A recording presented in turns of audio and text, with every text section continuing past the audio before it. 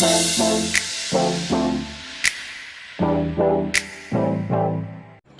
Friends, हम class 12 का chapter number 5 oscillation start करते हैं। ऑसिलेशन पढ़ने से पहले हम लोग कुछ बेसिक पढ़ेंगे उसके बारे में कि ऑसिलेशंस मतलब होता क्या है।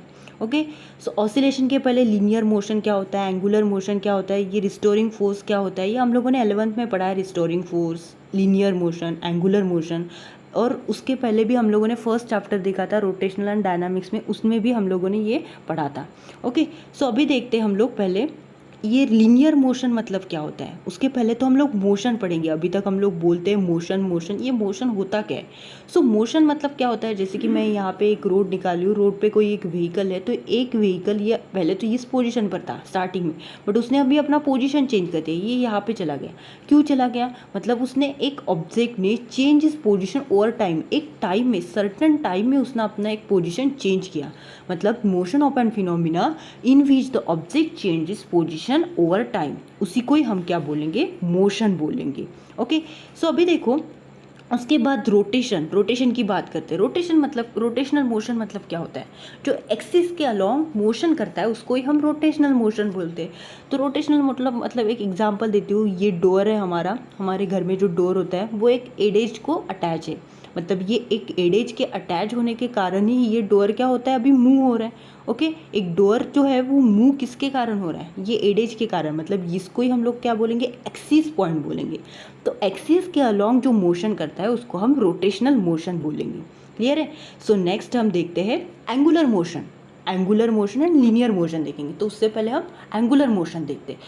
एंगुलर मोशन मतलब object cover the circular path about the same fix axis. मतलब अगर ये सन है, ये अर्थ है, तो अर्थ जो है वो सन के अराउंड रिवॉल्व करती है, बट उसको एक रिवॉल्यूशन कंप्लीट करने में 365 डेज लगते हैं। ओके, तो मतलब ये सन क्या है, एक एक्सिस पॉइंट है। ओके, उस ऑब्जेक्ट का एक फिक्स पॉइंट है, तो उसको उस फिक्स पॉइंट के अराउंड जो सर्कुलर पाथ कर रहा है उसको ही हम क्या बोलेंगे, एंगुलर मोशन बोलेंगे। क्लियर है, एंगुलर मोशन। अभी देखते हैं लीनियर मोशन किसे बोलते हैं। लीनियर मोशन मतलब एक ही डायरेक्शन से, जैसे कि यहाँ पे कोई एक ऑब्जेक्ट है, ये लीनियरली जा रहा है, स्ट्रेट डायरेक्शन में जा रहा है, तो उसको ही हम क्या बोलेंगे, लीनियर मोशन बोलेंगे। अभी देखते हैं ऑसिलेशंस। अभी हमारे चैप्टर का नाम ही है ऑसिलेशंस। ऑसिलेशंस मतलब क्या होता है, ऑसिलेशन एक टाइप का मोशन ही है। तो motion of an particle to and fro object the mean position. अभी टू एंड फ्रो मतलब, जैसे कि मैंने यहाँ पे एक पेंडुलम निकाला। ओके, अभी उसकी ये स्टार्टिंग वाली पोजीशन, जैसे मैंने इस ऑब्जेक्ट को, मतलब पेंडुलम को यहाँ लेके गई और इसको यहाँ से फोर्स दे दिया, तो ये पेंडुलम क्या होगा, कुछ देर बाद आगे जाके मतलब यहाँ तक जाएगा।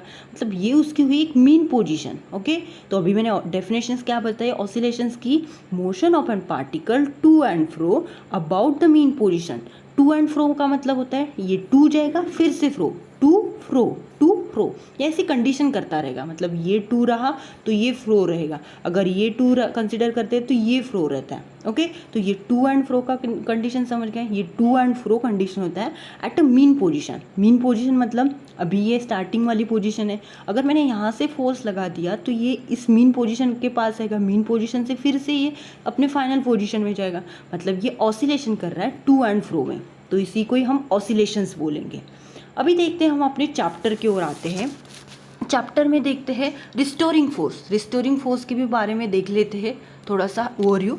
तो रिस्टोरिंग फोर्स मतलब, मैं जस्ट एग्जांपल देती हूँ। ये हमारी एक स्ट्रिंग है। ओके, स्ट्रिंग के ऊपर मैं इस साइड से एक ब्लॉक रखा है। ओके, इस पर मैं अपना एक फोर्स लगा रही हूँ, मतलब इस स्ट्रिंग को अपने साइड खींच रही हूँ। तो इस पर अगर मैं अपना एक फोर्स लगा रही हूँ तो एक स्ट्रिंग भी तो एक अपने ऊपर एक अपना साइड का फोर्स लगाती है ना। ये मैं इस साइड से फोर्स लगा रही हूँ, इसको खींच रही हूँ, बट ये स्ट्रिंग भी तो अपने साइड को फोर्स लगा रही है। मतलब ये भी बोल रही है कि मुझे नहीं जाना है उस साइड। ओके, तो ये हुआ एक रिस्टोरिंग फोर्स, वो अपना स्टार्टिंग वाला पोजीशन। मतलब अभी मैंने इसको एक फोर्स लगाया तो ये इसका साइज बढ़ गया, बट ये नॉर्मल पोजीशन में जाने के लिए तरस रहा है, तो इसको हम रिस्टोरिंग फोर्स बोलेंगे। ओके, रिस्टोरिंग फोर्स भी क्लियर हुआ। अभी हम पढ़ते हैं अपने चैप्टर की ओर। तो चैप्टर की ओर पढ़ने से पहले हम इंट्रोडक्शंस देखते हैं। इंट्रोडक्शंस पार्ट में क्या है, the oscillation is a very common and interesting phenomena of the world। जो ऑसिलेशन है वो वेरी कॉमन फिनोमिना है of the world. In daily life we come across the various example oscillatory motions like rocking of cradle. rocking of cradle का meaning जो हमारे घर में जो पालना रहता है, झूला बोलते हैं उसको हम लोग, तो उसको हम बोलते हैं रॉकिंग ऑफ क्रेडल.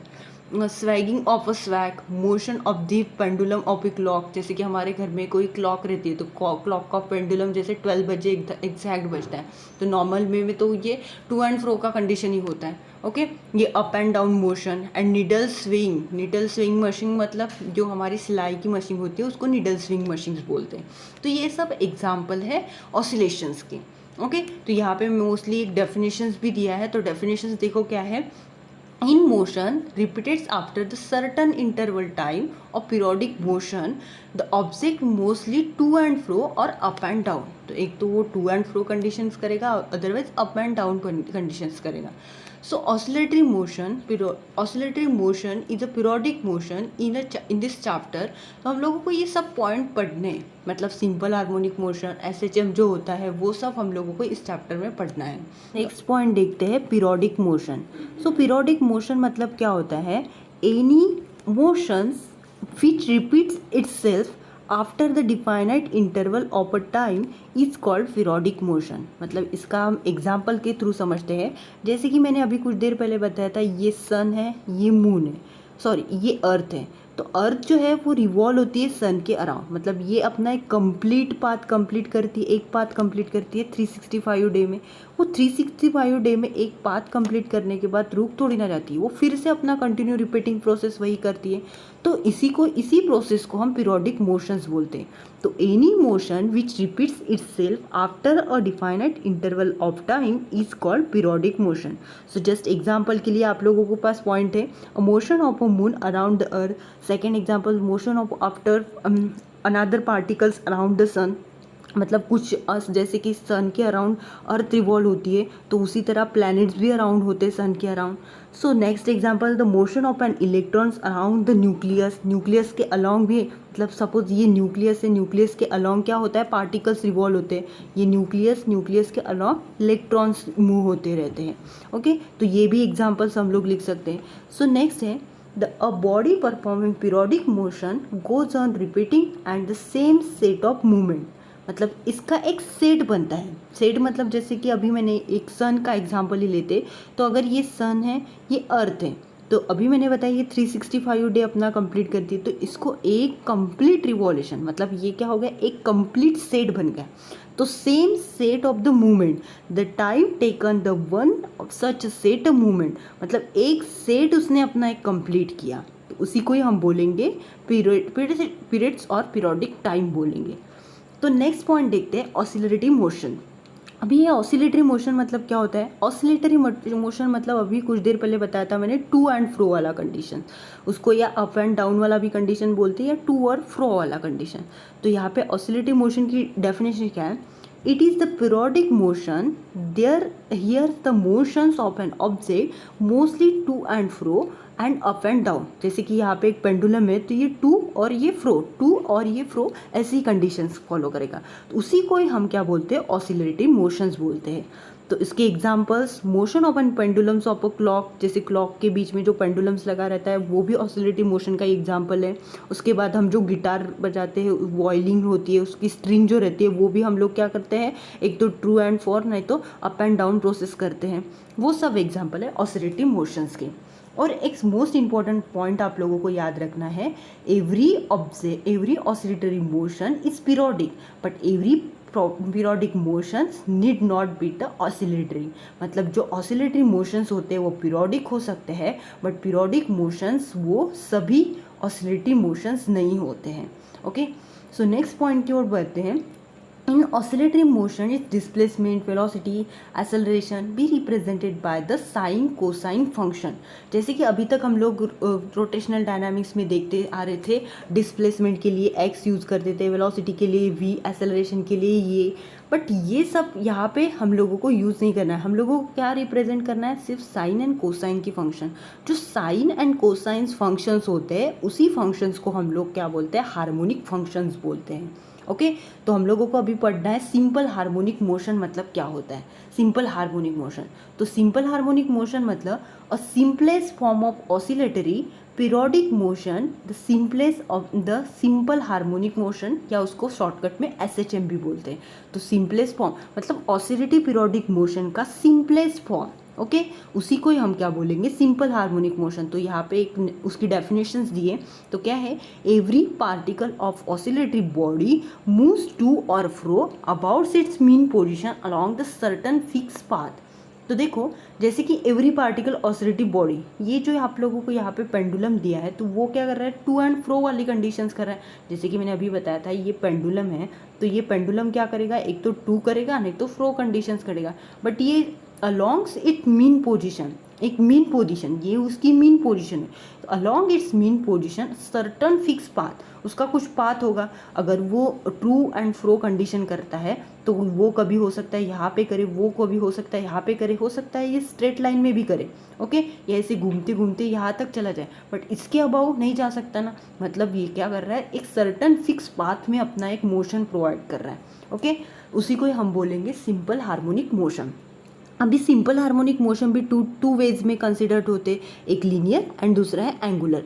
तो लीनियर हम किसे बोलते हैं, if the path is straight line, जो स्ट्रेट लाइन पाथ में मूव होता है उसको ही हम क्या बोलेंगे, लीनियर सिंपल हार्मोनिक मोशन। जैसे मैंने स्ट्रिंग वाला एग्जांपल दिया था, तो स्ट्रिंग का क्या हो रहा है, स्ट्रिंग क्या हो रही है, एक स्ट्रेट लाइन में, मतलब जैसे हम लोगों को फोर्स लगाते हैं तो वो क्या होती है, वो स्ट्रिंग इलेबरेट होती है, फिर से हमने छोड़ दिया तो वो अभी कॉम्प्रेस हो जाती है। मतलब ये क्या हो रहा है, ये मोशन जो हो रहा है वो क्या हो रहा है, लीनियर सिंपल हार्मोनिक मोशन।